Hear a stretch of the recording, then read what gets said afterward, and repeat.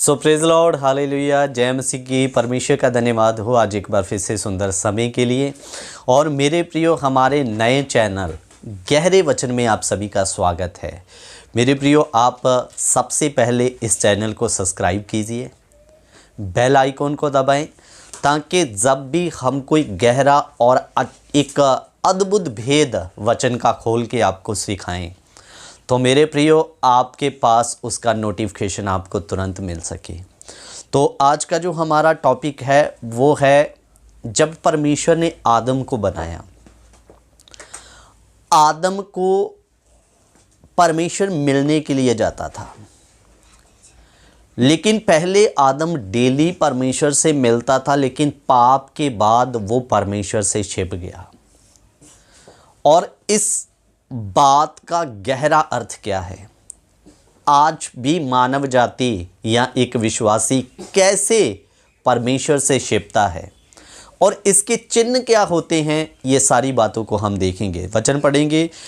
तब यहोवा परमेश्वर जो दिन के ठंडे समय वाटिका में फिरता था का शब्द उनको सुनाई दिया। तब आदम और उसकी पत्नी वाटिका के वृक्षों के बीच यहोवा परमेश्वर से छिप गए। तब यहोवा परमेश्वर ने पुकार कर आदम से कहा, तू कहाँ है? उसने कहा, मैं तेरा शब्द बारी में से सुनकर डर गया, क्योंकि मैं नंगा था, इसलिए मैं छिप गया।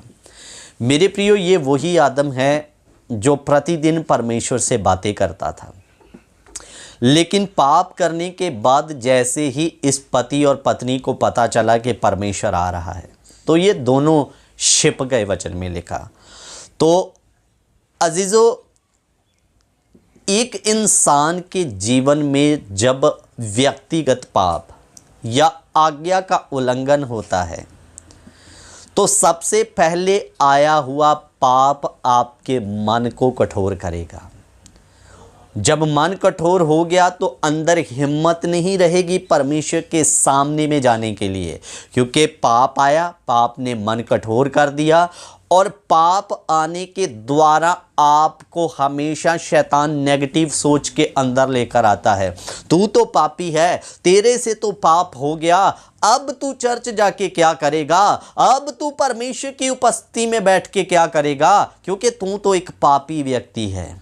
मेरे अजीजों, छिपने का सबसे पहला चिन्ह क्या है? आप कैसे छिपते हैं? आदम तो पत्तों के पीछे छिप गया।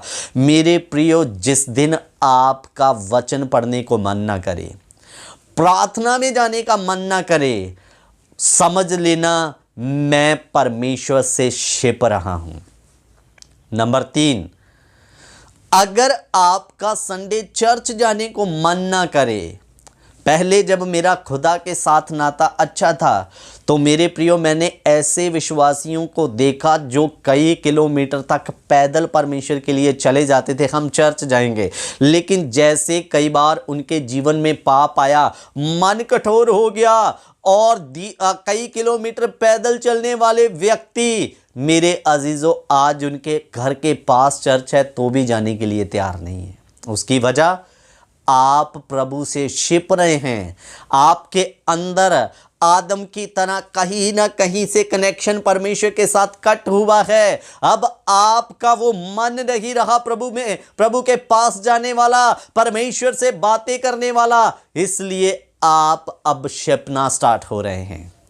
मेरे अजीजों, अगर ऐसा आपको इस वचन को सुनकर आपके जीवन में अनुभव हो कि मेरे भी अंदर ये चीज़ें मुझे दिख रही है, मेरा भी पहले जैसा प्रार्थना में मन नहीं लगता, मेरा भी वचन पढ़ने के लिए मन नहीं लगता, और ना ही संडे चर्च जाने को मन करता है, तो आप छिप रहे हैं। उसकी वजह, किसी ना किसी पाप की वजह से आपका कनेक्शन परमेश्वर से कट हुआ है।